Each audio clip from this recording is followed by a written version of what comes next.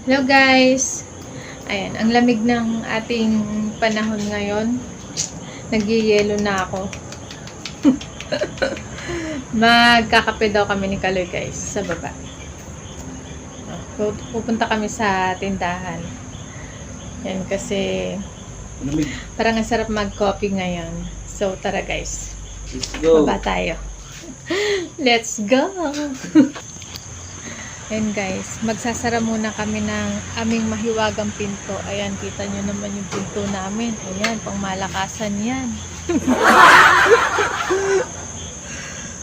Sasara daw ni Kaloy yung kanyang yung kanyang mahiwagang pinto.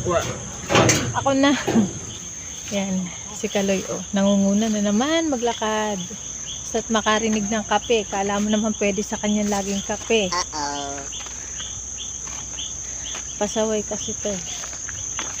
Yan guys. So kagabi parang magdamag ata umulan, no? Parang di pa ako sigurado doon kasi tulog ako na mangyari ang krimen.